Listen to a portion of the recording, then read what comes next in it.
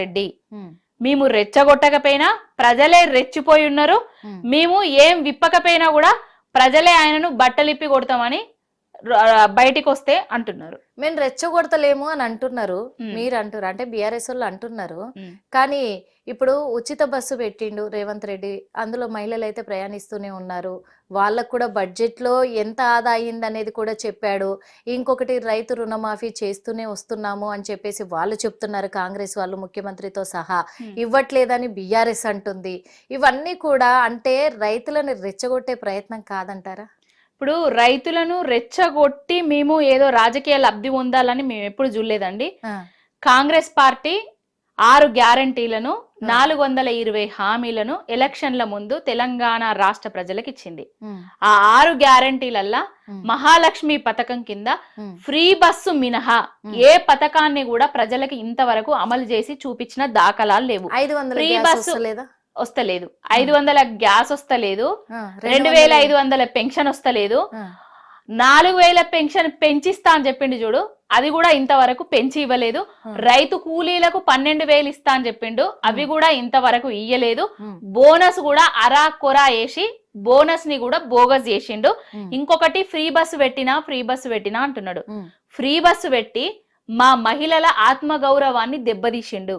ఎందుకు చెప్తున్నా అంటే ఫ్రీ బస్సు పెట్టడం వల్ల, బస్సుల శాతాన్ని పెంచకపోవడం వల్ల, ట్రిప్పులు పెంచకపోవడం వల్ల, బస్సులు లేక ప్రజలు సీట్లు లేక అవస్థలు పడి ఒక్కొక్కరు మహిళలు ఏ విధంగా కొట్టుకున్నారో తన్నుకున్నారో మనం అందరం. మహిళా దినోత్సవం రోజు కూడా 169 బస్సులను ప్రారంభించారు కదా పొన్నం ప్రభాకర్ అయితే. అదే 169 బస్సులను మహిళా దినోత్సవం రోజు ప్రారంభించిండ్రు.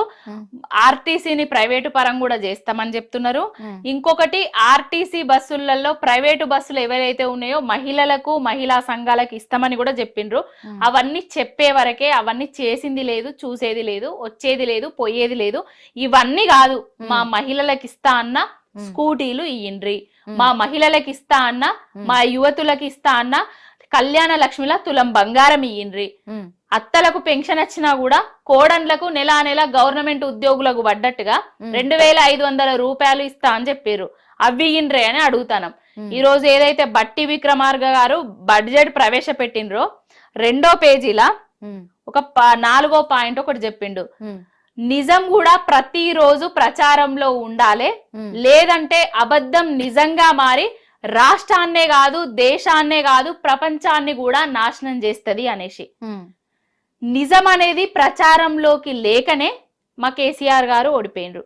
తెలంగాణ రాష్ట్రం సాధించింది నిజం. తెచ్చిన తెలంగాణ రాష్ట్రాన్ని దేశానికే దిక్సూచిగా నడిపింది నిజం. దేశమే గర్వించదగ్గ రాష్ట్రం తెలంగాణ అనే ప్రశంసలు తీసుకొచ్చింది కూడా నిజం.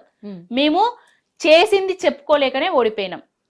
చేసింది చెప్పుకోలేక ఓడిపోయినామని మీరు అంటున్నారు, కానీ నిజంగా ప్రజలకు తెలుసు కదా ఎవరు న్యాయం చేశారు, ఎవరు అన్యాయం చేశారని. మరి ప్రజలే ఓడించారు కేసీఆర్ గారిని. అంతేకాకుండా మరి ఇప్పటి వరకు మొన్నటి వరకు కూడా రేవంత్ రెడ్డి గారు కూడా అన్నారు, ఫస్ట్ అసెంబ్లీ సభలకి రాకముందు కూడా అసెంబ్లీలోకి రావడానికి మొహం లేదు, ఫామ్ హౌస్కే పరిమితం అయ్యాడు, రేవంత్ రెడ్డికి భయపడదు అంటే సీఎంగా నాకు భయపడుతున్నారేమో అని చెప్పేసి వచ్చే అర్హత కూడా లేదు అని రేవంత్ రెడ్డి గారు అన్నారు. మరి నిజంగా నీతిగా నిజాయితీగా ఎలాంటి స్కాములు చేయకుండా, ఎలాంటి అక్రమాలకు పాల్పడకుండా చేసినుంటే ఈ రోజు కేసీఆర్ గారిని మళ్ళీ గెలిపించుకునే వాళ్ళు కదా ప్రజలు. ఇంకొకటి కూడా 7 లక్షల కోట్ల ఆ అప్పును కూడా మిగిలబెట్టారు అని చెప్పేసి రేవంత్ రెడ్డి గారు చెప్పడం కూడా జరిగింది. తప్పు నిర్మల గారు. 7 లక్షల కోట్లు కాదు, చేసింది అప్పు 4 లక్షల కోట్లు. సృష్టించిన ఆస్తులు 50 లక్షల కోట్ల పైచిలుకు ఆస్తులను సృష్టించి పెట్టిండ్రు కేసీఆర్ గారు. 7 లక్షల కోట్లు ఆయన చెప్పిన మనిషే మెల్లమెల్లగా పొరలు తొలగిపోయి ఈ రోజు బడ్జెట్ బుక్ లా ఏమైంది చెప్పిండు, 4 లక్షల కోట్లు మాత్రమే కేసీఆర్ గారు అప్పులు చేసిండ్రు అనేసి చెప్పిండ్రు. ఇంకొకటి, ఇన్ని రోజులు 1,50,000 కోట్ల రూపాయల వడ్డీలు కట్టినా నేను అని చెప్పిండు. ఆయన కట్టిన వడ్డీలు 30,000 కోట్లకు తగ్గే ఉన్నాయి గాని మించి లేవు. ఇవన్నీ ఫేకు ప్రచారాలు. అందుకే నిజం అనేది రోజు ప్రచారంలో ఉండాలి. నిజం ప్రచారం చేయడానికే వస్తున్నాం మేమందరము. కేసీఆర్ గారికి మొహం లేక కాదు, రావడం ఇష్టం లేక కాదు, ఈ దరిద్రపు కొట్టు పాలనల రేవంత్ రెడ్డి అనేటైనే అధికారంలోకి వచ్చిన తర్వాత, కాంగ్రెస్ ప్రభుత్వం అధికారంలోకి వచ్చిన తర్వాత తెలంగాణ రాష్ట్రము, తెలంగాణలో ఉన్న రైతాంగము, తెలంగాణలో ఉన్న యావత్ తెలంగాణ ప్రజలు ఏ విధంగా వాళ్ళ పరిస్థితి ఉంటుంది అవుతుంది అని చూస్తున్నాడు కాబట్టే ఆయన మౌనం వహిస్తున్నాడు. కేసీఆర్ గారు ముందే చెప్పిండ్రు, 2 జాతీయ పార్టీలను గనక నమ్మి మనం మోసపోయినాం అనుకోండి, వాళ్ళకు ఓట్లేసినాం అనుకోండి, మోసపోతే గోసపడతాం. కాంగ్రెస్ గాని బీజేపీ గాని తప్పిదారి అధికారంలోకి వస్తే నీళ్లు బంద్ అయితాయి, రైతు బంధు బంద్ అవుతుంది, కరెంటు బంద్ అవుతుంది, మళ్ళా ఆనాటి రోజులను తీసుకొస్తారని కేసీఆర్ గారు ముందే చెప్పిండ్రు. కానీ ఎవరు కూడా అది వినలేదు. అధికారం వచ్చింది, సంవత్సర కాలం గడవంది, ఆయన బయటకు వచ్చి విమర్శిస్తే సంవత్సరం కాకముందే విమర్శిస్తున్నాడు కేసీఆర్ అని అంటారు. పని చేసుకొని ఇస్తలేరు కేసీఆర్ గారు అని అంటారు. ఇప్పుడు పనిని బంద్ పెట్టి కేసీఆర్ గారి నామ జపమే చేసుడు పనిగా పెట్టుకుంటారు కాంగ్రెస్ వాళ్ళు. కేసీఆర్ ఫామ్ హౌజుల్నే ఉంటాడు, కేసీఆర్ వంగుతాండు, కేసీఆర్ లేస్తాండు, కేసీఆర్ తాగుతాండు, కేసీఆర్ అస్తలేడు. ఇవే నామజపాలు తప్ప పాలన మీద దృష్టి పెడతలేరు. ఇప్పుడు పాలన మీద దృష్టి పెడతలేరని మీరు అంటున్నారు, కానీ మరి పాలన మీద దృష్టి పెట్టనీయకుండా చేసేదే బీఆర్ఎస్ కదా. అంటే ఒకరు పెట్టనీయకుండా చేస్తే పెట్టకుండా ఉండేటోళ్ళు కాంగ్రెస్ వల్ల. ఏది చేస్తున్నా అక్కడ ఏదో ఒక చిన్న లాజిక్ పట్టుకొని ఏది చేస్తున్నారు, అధికారంలోకి వచ్చిన 15 నెలలల్లా ఏ అభివృద్ధి కార్యక్రమాలు చేసిర్రు? ఒక ప్రాజెక్టు కట్టినరా, ఒక దవాఖానా కట్టినరా, ఒక స్కూల్ ను కట్టినరా, ఒక గుడిని కట్టినరా? కూడా వదిలేరు కదా ఇప్పుడు అసెంబ్లీ సమావేశం. ఆనాడు బడ్జెట్ వదిలిండ్రు, ఈనాడు బడ్జెట్ వదిలిండ్రు. ఏనాడు బడ్జెట్ వదిలినా కూడా తెలంగాణ రాష్ట్రానికి గాని, తెలంగాణ మహిళలకు గాని, తెలంగాణ రైతాంగానికి గాని వచ్చిందేం లేదు, ఇచ్చిందేం లేదు. అంటే ఇప్పుడు కూడా అబద్ధం అంటారా? అబద్ధమే కదా. ఎవరు కూడా సంతృప్తిగా లేరు కదా. ఏ సంక్షేమ పథకానికి బడ్జెట్ ప్రవేశపెట్టి ఏ సంక్షేమ పథకాలను అమలు పరుస్తారండి తెలంగాణ రాష్ట్రంలో కాంగ్రెస్ వాళ్ళు? సంక్షేమ పథకాలకు కోత పెట్టుకుంటా మునుపటి సంక్షేమ పథకాలను కూడా అందించకుండా దగా చేస్తూ, కుట్ర చేస్తూ, అడుగడుగున అరిచివేస్తూ పరిపాలన చేస్తున్నారు కాంగ్రెస్ వాళ్ళు. మరి అప్పుడు చేయని, ఇప్పుడు గతంలో బీఆర్ఎస్ ప్రభుత్వం ఉన్నప్పుడు ఇవన్నిటి గురించి కూడా ఏ తప్పును కూడా లేవలెత్తలే. అంటే వాళ్ళ తప్పులను వాళ్ళు కప్పిపుచ్చుకొని వాళ్ళని పాలన చెయ్యనియండి అని చెప్పేసి మేము అడ్డుకోలేదు వాళ్ళని, ఎందుకంటే మేము ఆగాము, తెలంగాణ అభివృద్ధి చేస్తారని చెప్పేసి మేము ఆగాము. కానీ ఇప్పుడు మా ప్రభుత్వం అధికారంలోకి వచ్చాక మమ్మల్ని ఎందుకు చేయనియట్లేదు? వాళ్ళు చెయ్యలేదు కాబట్టి ఈ రోజు మేము ఎక్కాం సీట్ని, మమ్మల్ని గెలిపించి కూర్చోబెట్టారు ఇక్కడ. మరి ఇప్పుడు ఎందుకు మమ్మల్ని చేయనియట్లేదు అని చెప్పేసి మీ తప్పుడు మాటల వల్ల, మీ తప్పుడు ప్రచారాల వల్ల మీరు ఏవైతే అధికారం కోసం నానా దారులు తుక్కిండ్రో, అడ్డదారులలో వచ్చిండ్రో, కొన్ని యూట్యూబ్ ఛానళ్లను పెట్టుకున్నారో, కొంతమందిని ప్రోద్బలపరిచిండ్రో, ఎంతో మంది నిరుద్యోగులను రెచ్చగొట్టిండ్రో, వాళ్ళందరికీ లేనిపోని విష మాటలు వాళ్ళ బాడీలో ఇంజెక్ట్ చేసి కొంచెం జనాలలోకి పోయి నెగిటివ్ ప్రచారం చేసిండ్రు. నెగిటివ్ ప్రచారం వల్లనే మేము ఓడిపోవడం జరిగింది. కేసీఆర్ గారు ఇష్టం లేక కాదు. కేసీఆర్ గారు తెలంగాణ రాష్ట్రానికి ఆయన చేసింది ఏమీ లేదని ఆయనను అడ్డగించలేదు. ఇప్పుడు అదే ప్లాన్ మరి బీఆర్ఎస్ వేస్తుందా? ఎందుకంటే యూట్యూబ్ ఛానళ్లను రెచ్చగొట్టి, వాళ్ళ ద్వారా ప్రజలను రెచ్చగొట్టి, యూట్యూబ్ ఛానళ్లను ఉపయోగించుకొని, అదే విధంగా ఇప్పుడు గతంలో రేవంత్ రెడ్డి చేశారని మీరే అంటున్నారు. మేము ఒకరు వేసే ప్లాన్లు మేము మళ్ళా వాటిని కాపీ కొట్టేటోళ్ళం కాదు. ఆటలాడేస్తున్నారు కదా. ఆ ఛానళ్లతోటి ఆటలాడేటోడు, ఆ ఛానళ్ల మీద, ఆ ఛానళ్ల అబద్ధపు పునాదుల మీద గద్దెనెక్కి కూసున్నది, రాజ్యం ఏలుతున్నది రేవంత్ రెడ్డి. అప్పుడేమో యూట్యూబ్ ఛానళ్ళని వాళ్ళను వత్తాసు వలికిండు, వాళ్ళ మాటలకు వత్తాసు వలుకుంటూ కూర్చున్నాడు. ఇప్పుడు అవే యూట్యూబ్ ఛానళ్లను ఆ ట్యూబ్, ఈ ట్యూబ్, ఆ గొట్టాలు, ఈ గొట్టాలు వాళ్ళందరినీ తీసుకొచ్చి మహిళలని చూడకుండా కూడా బట్టలు ఇప్పేసి రోడ్ల మీద దంచుతాము, ఉరికిచ్చి కొడతాము అని చెప్తున్నది కూడా రేవంత్ రెడ్డి. అంటే రేవంత్ రెడ్డి వ్యాఖ్యలు ఎట్లుంటాయంటే, ఒడ్డు ఎక్కేదాకా బోడమల్లన్న, ఒడ్డు దాటిన తర్వాత బోడమల్లన్న కథలు ఉంటాయి. అప్పుడు అవసరానికి వాళ్ళు యూజ్ అయినరు, అవసరం తీరిపోయింది. ఇప్పుడు వాళ్ళను గొట్టాలు, ట్యూబులు, టైర్లు అవి ఇవని సంబోధిస్తున్నాడు. ఇప్పుడు ప్రజలకే కాదు, నిరుద్యోగులకు, జర్నలిస్టులకు, తెలంగాణలో ఉన్న ప్రతి ఒక్కరికి పొరలు తొలగిపోతున్నాయి. ఇన్ని రోజులు రేవంత్ రెడ్డి చేసింది అబద్ధపు ప్రచారాలు అనేసి మెల్లమెల్లగా అర్థమైతుంది. ఈనాడే బడ్జెట్ ప్రవేశపెట్టిన దాంట్లో 4 లక్షల కోట్ల అప్పులని చెప్పిండు. అంతకు ముందు అధికారంలోకి రావడానికి 7 లక్షల కోట్లని చెప్పారు. కాళేశ్వరం ప్రాజెక్టు కుంగింది, కూలింది, వంగింది, కొట్టుకపోయింది అనేసి ప్రచారం చేసిర్రు. ఒక్క మేడిగడ్డనే అని చూపించారు కాళేశ్వరం ప్రాజెక్ట్ ను. ఒక్క పిల్లర్ మాత్రమే కుంగితే మొత్తం కూలిపోయింది అనేసి ప్రచారం చేసిర్రు. అదే ఉత్తమ్ కుమార్ రెడ్డి వాళ్ళ మంత్రివర్యులే అన్ని బ్యారేజీలు సేఫ్, కాళేశ్వరం సేఫ్ అనేసి నిన్న స్టేట్మెంట్ ఇవ్వడం జరిగింది. మెల్లమెల్లగా అన్ని తెలుసుకుంటున్నారు. అంటే ఇప్పుడు మీరు చెప్పారు కదా ఎంతవరకు అంటే ఒక్క పిల్లర్ కూలిపోతే మొత్తం కూలిపోయింది అని చెప్పేసి ప్రచారం చేశారు. అంటే ఎక్కడన్నా చిన్న పొరపాటు జరిగితే దాన్ని పెద్దగా భూతద్దంలో పెట్టి చూపించి నెగిటివ్ చేశారు, అందుకే ఈ రోజు ఇలా అయిపోయింది అని అన్నారు కదా. ఇప్పుడు వాళ్ళు కూడా అదే అంటున్నారు. ఏమంటున్నారంటే మేము రైతు రుణమాఫీ చేస్తున్నా కానీ ఎక్కడో కొంత అంటే ఇప్పటి వరకు అయితే మేము 60% కంప్లీట్ చేశాము, ఇంకా 40% ఉంది. ఆ 40% ముందేస్తున్నారు కానీ రుణమాఫీ చేసుకుంటూ వచ్చినాటిని మాత్రము వాళ్ళు ముందు పెట్టట్లేదు. అంటే మైనస్లే వెతుకుతున్నారు అన్ని అని చెప్పేసి, అలాగే రెచ్చగొడుతున్నారు అని చెప్పేసి అరే నిర్మల గారు, మేము రెచ్చగొట్టట్లేదు. రెచ్చగొట్టి అధికారంలోకి వచ్చింది వాళ్ళు. ఆల్రెడీ 2 దఫాలుగా అధికారంలోకి వచ్చిన తర్వాత రుణమాఫీ చేసిన దేశంలో ఏకైక నాయకుడు కేసీఆర్ గారు. ఏదో నేను అధికారంలోకి వచ్చిన తర్వాత 100% రుణం మాఫీ చేస్తా, యాదగిరి లచ్చన్న సాక్షిగా, జోగులాంబ గద్వాలు అమ్మవారి సాక్షిగా అక్కడిక్కడ పోయి ఒట్లు పెట్టిండు రేవంత్ రెడ్డి. ఆగస్టు 15 లోపు గనక నేను 100% రుణం మాఫీ చేయకపోతే రాజీనామా చేస్తా నా ముఖ్యమంత్రి పదవికి అన్నది రేవంత్ రెడ్డి. మళ్ళా ఇప్పుడేం మాట్లాడుతున్నాడు, 60% అయిపోయింది, 40% చేయాలి అనేసి ఆయననే మాట్లాడుతున్నాడు. ఏది నిజము ఏది అబద్ధము? ప్రమాణాల విషయానికి వస్తే రాజకీయంలో ప్రతి నాయకుడు చేసేదే కాదు, ప్రతి నాయకుడు చేయడు. రేవంత్ రెడ్డి చేసిన ప్రమాణాలు అయితే ఏ నాయకుడు చేయడు. ప్రమాణాలు చేయడము, పదవిలోకి వచ్చినాక వీటిని మర్చిపోవడం అది కావను. అంటే రేవంత్ రెడ్డికి అది వెన్నెతో పెట్టిన విద్య. ప్రమాణాలు కొడంగల్ సాక్షిగా చేసిండు, నేను ఓడిపోతే రాజకీయ సన్యాసం తీసుకుంటా అని చెప్పిండు. ఓడిపోయినాక కూడా మళ్ళా రాజకీయ సన్యాసాన్ని తీసుకోలేదు. మళ్ళీ ఇప్పుడు ముఖ్యమంత్రి అయిండు. ముఖ్యమంత్రి అయిన తర్వాత కూడా ఆగస్టు 15 లోపు నేను రుణం మాఫీ చేయకపోతే రాజీనామా చేస్తా అన్నాడు. ఆ ప్రమాణం ఈమానం కూడా తప్పేసి ఇప్పుడు మళ్ళీ గద్దెనెక్కి కూర్చొని రాజ్యం వెళ్తున్నాడు. ఓకే, ఇంకొక విషయం ఏంటంటే ఇందాక మీరు యూట్యూబ్ గురించి మాట్లాడారు, యూట్యూబ్ ఛానళ్ళ గురించి మాట్లాడారు. అంటే వాళ్ళను ఆడపిల్లలని కూడా చూడకుండా రోడ్డు మీదకి ఏడ్ చేసి వాళ్ళ బట్టలు ఉడదీస్తాను అని మాట్లాడుతున్నారని. ఆ ఒక్క విషయంలో అయితే ప్రతి మీడియా అయినా కానీ స్పందిస్తుంది, ఖచ్చితంగా స్పందించదని కాదు. కాకపోతే ఒక మీడియా కావచ్చు, న్యూస్ ఛానల్లో వర్క్ చేసే ప్రతి ఒక్కరు కావచ్చు, అందులో జర్నలిస్టులు ముఖ్యంగా వాళ్ళ ఎథిక్స్ ఏంటి? ఎవరైనా బూతులు మాట్లాడితే అవి మ్యూట్లో పెట్టుకోవడం, ఏ న్యూస్ మనం స్ప్రెడ్ చేయాలి, ఏ న్యూస్ స్ప్రెడ్ చేయకూడదు అనేది. ఇప్పుడు ఓకే, ఎందుకంటే మాట్లాడిన రైతును కూడా తప్పు పట్టలేము, ఎందుకంటే వాళ్ళ కడుపులో ఉన్న ఆవేదన.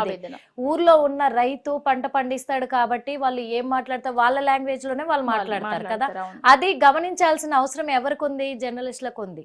ఆ మాటల్ని ఎలా ప్లే చేయాలి, ఎలా బయటికి క్వశ్చన్ అడిగిండ్రు నాకు, బయటికి ఎలా చెప్పాలి, దాన్ని ఎలా మనం అప్లోడ్ చేసుకోవాలి అనేది ఉంటది.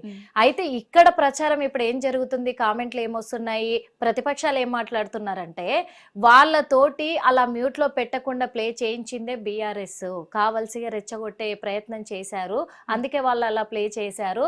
మరి దీన్ని ఇలాగే వదిలేస్తే ప్రతి ఛానల్ ని కూడా ఇలాగే ఉపయోగించుకుంటారు అని చెప్పేసి మాట్లాడుతున్నారు. మరి ఇప్పుడు జర్నలిస్టులకు కొన్ని వాల్యూస్, ఎథిక్స్ అవి ఉంటాయి అనేసి మీరు చెప్పిండ్రు కదా. రేవంత్ రెడ్డి అనేటైనే వాల్యూస్ మర్చిపోయి అధికారంలోకి రాకముందు కేసీఆర్ గారిని, కేసీఆర్ గారి ఫ్యామిలీని, వాళ్ళ కొడుకును ఏ విధంగా సంబోధించిండో మనందరికి తెలుసు. ఏ నాయకుడు కూడా ఇంతవరకు బీఆర్ఎస్ పార్టీ నుంచి వెళ్ళి ఏ నాయకుడి కూడా, మా అధినాయకుడి నుంచి మొదలు పెడితే ఈవెన్ నా వరకు కూడా వాళ్ళ ఫ్యామిలీని గాని, వాళ్ళ కూతుర్ని గాని, వాళ్ళ భార్యని గాని ఒక్క మాట కూడా మేము అన్నది లేదు. ఏదైతే ఆయన గుంపు మేస్త్రి నేను అని చెప్పిండో అదే గుంపు మేస్త్రి అని మేము మాటలు మాట్లాడినం తప్ప ఇంకొకటి మాట్లాడింది లేదు. ఇప్పుడు ఆయన రేవంత్ రెడ్డి అనేటైనే లాగుళ్ళల్లా తొండలు జొర్రగొడతా, పేగులు తీసి మెడలేసుకుంటా, ఉరికిచ్చి దంచుతా, బట్టలు ఇప్పుతా, డ్రాయర్లు ఇప్పుతా, లంగి లాగులు మొత్తం ఇప్పుతా అని అన్న మాటలను మరి మెయిన్ ఛానల్, యూట్యూబ్ ఛానల్ కాదు శాటిలైట్ ఛానల్లే బయట పెట్టినాయి. మరి అది ఎంతవరకు ఆయన అనొచ్చు, మేము అనరాదా? రైతుల కడుపు మండి నువ్వేవైతే రైతుల ఓట్లతోటి నువ్వు గెలిచినవో వాళ్లకు అడ్డగోలు హామీలు ఇచ్చినవో ఆ హామీలను నెరవేర్చకపోగా వాళ్ళు పండించే రైతుకు నీళ్లను కూడా చక్కగిస్తలేవు కదా. వాళ్ళ కడుపు మండి తిట్టిండ్రు, తిడితే దాన్ని మ్యూట్లో పెట్టలే, అది పెట్టలే, ఇది పెట్టలే అంటున్నావు. నువ్వు మాట్లాడిన మాటలకు మ్యూట్లు ఉన్నాయా? మరి నువ్వు విధంగా మాట్లాడితే వీళ్ళు అదే విధంగా మాట్లాడతారు. రాజు ఎట్లా మాట్లాడితే ప్రజలు ఎట్లా మాట్లాడతారు? రాజే అడ్డమైన బూతులతోటి బూతు రాజుగా తయారైండు. ఇక ప్రజలు బూతు రాజులు గారా? అవి కూడా నువ్వు అంటున్నావు. నువ్వు ఏదిస్తే నీకు అది తిరిగి వస్తుంది. ఓకే, ప్రజలకు నేర్పించాల్సిన ముఖ్యమంత్రి ఆయనే అలా మాట్లాడుతున్నప్పుడు ఈ రోజు ఆయన వల్ల నష్టపోయిన రైతులు మాట్లాడడంలో తప్పేముంది? తప్పే లేదు కదా. రైతులే కాదు, యావత్ తెలంగాణ సమాజం కూడా మాట్లాడితే కూడా తప్పు లేదు. ఎందుకు చెప్తున్నా అంటే ఎన్నడన్నా 10 ఏళ్ల కేసీఆర్ గారి పాలనలా చెర్లెండిపోయి చూసినామా? రిజర్వాయర్ల నీళ్లు లేక చూసినామా? పంటలు ఎండిపోయిన కాలాన్ని చూసినామా? మనము తెలంగాణ రాష్ట్రం సాధించిన తర్వాత ఎరువులకు చెప్పులల్ల లైన్లు పెట్టుకున్న కాలాన్ని చూసినామా? బ్యాంకులకు పోయి లోన్లు మాఫీ కాలేదని పురుగుల మందు తాగిన కాలాన్ని చూసినామా? ఆత్మహత్యలు చేసుకున్న కాలాన్ని చూసినామా? నేతన్నలు చచ్చిపోవట్టే, రైతన్నలు చచ్చిపోవట్టే, గీతన్నలు చచ్చిపోవట్టే, మహిళా సోదరులు చచ్చిపోవట్టే, సోదరి మనులు చచ్చిపోవట్టే, ప్రతి ఒక్కరికి కరువు కాలాన్ని తీసుకొచ్చినావు కదా. ఇప్పుడు కవితక్క విషయానికి వస్తే మరి కవితక్కను కూడా చాలా విధాలుగా అంటున్నారు ప్రతిపక్షాలే, అందులో కాంగ్రెస్ మహిళా నాయకులే అంటున్నారు కవితకి అసలు బయటకు వచ్చే హక్కే లేదు. ఏ మొహం పెట్టుకొని బయటకు వచ్చే హక్కు లేదు? మహిళల ఆత్మ గౌరవాన్ని దెబ్బతీసింది. తను ఇప్పుడు బీసీల పట్ల ఎందుకు నినాదాన్ని ఎత్తుకుంది, బీసీ నినాదాన్ని ఎత్తుకొని బీసీలకు అండగా నిలబడతానని ఎందుకు పోరాడుతుంది? హక్కు ఎవరిచ్చారు అని అంటుంది. ఒక రాజకీయ నాయకులకు గాని నాయకురాళ్ళకు గాని నువ్వు గిదే నినాదాన్ని ఎత్తుకోవాలి, గిదిని మీదనే నడవాలి అనేది ఉండదు. ఏ నినాదాన్నైనా వెతుకోవచ్చు. ఏ నినాదం ఎత్తుకున్నా కూడా వాళ్ళు ముందుకు తీసుకపోతే కాలేదు అంటున్నారు. అధికారంలో ఉన్నప్పుడు మహిళల గురించి గాని బీసీల గురించి గాని ఆమె కొట్లాడినరు. ఇప్పుడు అధికారం పోయిన తర్వాత కూడా ఆమె మహిళల గురించి గాని బీసీల గురించి గాని కొట్లాడుతున్నారు. కొట్లాడితే స్వాగతించాల్సింది పోయి ఆమె మీద వ్యక్తిగత విమర్శలు చేస్తున్నారు. ఆమె ఏమన్నా బ్యాగు సంచులతోటి దొరికిన దొంగనా? లేకపోతే కెమెరా అడ్డంగా ప్రతిపక్ష అంటే ఏదన్నా అధికార పార్టీలో ఉన్న ఎమ్మెల్యేలను కొనడానికి బ్యాగులల్లో మూటలు పట్టుకపోయేమన్నా కెమెరా దిక్కు దొరికిందా? ఆమెమన్నా? ఆమెం దొంగ కాదు, ఆమెం దొంగతనం చేయలేదు, ఆమె హత్య కూడా చేయలేదు. ఆమె మీద లేనిపోని నిందారోపణలు చేస్తున్నారు. అదేదో లిక్కర్ స్కామ్ అని అన్నారు కదా, ఆ స్కామును ఇప్పటి వరకు కూడా అది స్కామే అని నిర్ధారించింది, నిజాలు చూపించింది, ఆధారాలతో సహా లేనే లేదు. ఆ మాగంటి గోపీనాథ్ ఎవరైతే ఉన్నారో ఆయననే బీజేపీ పార్టీలకు వేయండు. బీజేపీ పార్టీ కండువ కప్పుకోగానే వాషింగ్ పౌడర్ నిర్మా అయింది. అదంతా బీజేపీ ఆడిన నాటకము. లిక్కర్ స్కామే లేదు. ఏవైతే ప్రాంతీయ పార్టీలను దెబ్బతీయాలని చూసిండ్రో అక్కడ ఆమ్ ఆద్మీ పార్టీని, ఇక్కడ తెలంగాణలో బీఆర్ఎస్ టీఆర్ఎస్ పార్టీని ఎన్నటికున్నా కేసీఆర్ గారితోటి వాళ్లకు తిప్పలు తప్పవు అంటే దెబ్బతీసింది అని మీరంటున్నారు. కానీ బీఆర్ఎస్ బీజేపీ ఒకటే ఇప్పుడు, ఎందుకంటే రెండు కుమ్మక్కై ఉన్నాయి కాబట్టి ఎమ్మెల్సీ ఎన్నికలలో పోటీ చేయకుండా ఆగిపోయినారని చెప్పేసి అంటున్నారు. ఇగో ఎమ్మెల్సీ ఎన్నికలలో రెండు పార్టీలు పోటీ చేసినాయి. పోటీ చేసి కూడా మాకు మేము గెలవము అనే ఉద్దేశంతో కాంగ్రెస్ వాళ్ళే బీజేపీ వాళ్లకు ఓట్లు వేయమని కూడా చెప్పిండ్రు. అది మనందరికీ తెలుసు. బీజేపీ కాంగ్రెస్ ఇక్కడ తెలంగాణలో అక్రమ సంబంధం నడుస్తుంది. బీజేపీకి ఒక ఖర్చీఫేసి, ఒక సీట్ల ఖర్చీఫేసి కూసున్నది రేవంత్ రెడ్డి. బీజేపీకి బి టీమ్ గా వ్యవహరిస్తున్నది రేవంత్ రెడ్డి. తెలంగాణలో బీజేపీ కాంగ్రెస్ రెండు అక్రమ సంబంధం పోటీ చేయలేకపోయింది. బీఆర్ఎస్ మాకంటే మేము ఎప్పుడు పోటీ చేయలేదు, అక్కడ పోటీ చేయాలని అనుకోలేదు. మా అధినాయకుడు ఏవైతే చెప్పిండ్రో దాని అనుగుణంగానే మేము పోటీ చేయలేకపోయారు. ఓకే, ఇక్కడ ఇంకొక విషయం ఏంటంటే కూడా ఇప్పుడు కవితకు ఒక మాట అన్నారు. ఏమన్నారంటే రేవంత్ రెడ్డి కేసీఆర్ గారికి భయపడుతున్నారు అని చెప్పేసి అన్నారు. అంటే వాళ్ళు ఏమంటున్నారంటే ఇప్పుడు అధికారంలో ఉన్న కాంగ్రెస్ పార్టీ నాయకులు ఏమంటున్నారంటే భయపడింది రేవంత్ రెడ్డి కాదు, కేసీఆర్ భయపడుతున్నాడు, హరీష్ రావు భయపడుతున్నాడు, కేటీఆర్ భయపడుతున్నాడు, కవితక్క భయపడుతుంది. ఎందుకు భయపడుతున్నారు అనేది కూడా చెప్పారు. కేసీఆర్ ఏమో ప్రజలను మోసం చేశాడు కాబట్టి అందులో ఒకటి పాస్పోర్ట్ బ్రోకరు అని కూడా వాళ్ళు అంటున్నారు. అందుకు ఆయన భయపడుతున్నాడు. భూ కబ్జాలతోటేమో హరీష్ రావు భయపడుతున్నాడు. ఈ కార్ రేస్ లోనేమో కేటీఆర్ భయపడుతున్నాడు. లిక్కర్ స్కామ్ లో హిట్ టీవీ యాప్ ఇందులో short news, live news, entertainment shows, movies, digital magazines తో పాటు మీ జిల్లా వార్తలను కూడా ఫ్రీగా చూడొచ్చు. అంతేకాదు కేజీ నుంచి పీజీ వరకు విద్యార్థులకు స్కాలర్షిప్ కూడా అందిస్తున్నాం. ప్రతి వారం 10 మందికి లక్కీ డ్రా ద్వారా ఒక్కొక్కరికి 10,000 రూపాయలు అందిస్తున్నాం. ఇంకెందుకు ఆలస్యం, వెంటనే హిట్ టీవీ యాప్ ని డౌన్లోడ్ చేసుకుని ఫ్రీగా ఎంటర్టైన్మెంట్ పొందండి. Hit TV app. Hit TV app. Please download Hit TV app. Hit TV app ని ఫ్రీగా డౌన్లోడ్ చేసుకొని ఎంజాయ్ చేయండి. మీకు నచ్చిన ఎంటర్టైన్మెంట్ కోసం హిట్ టీవీ యాప్ ని ఫ్రీగా డౌన్లోడ్ చేసుకుని ఎంజాయ్ చేయండి. హిట్ టీవీ యాప్ని డౌన్లోడ్ చేసుకుని ఆస్వాదించండి, ఆశీర్వదించండి. ఇంతమంది సెలబ్రిటీలు హిట్ టీవీ యాప్ ని డౌన్లోడ్ చేసుకోండి అని చెప్తున్నారంటే ఎంత మంచి యాప్ ఆలోచించండి. అమెరికా అమెరికా అమెరికా అమెరికాలో చదవాలనుకునే వాళ్ళకి విశ్వసనీయమైన పేరు మన శౌర్య consultancy. UK Law 1 Year Masters. UK Law 1 Year Masters. 2 years work permit up to 5 years visa. Contact Saurya Consultancy. Contact 89851 89851.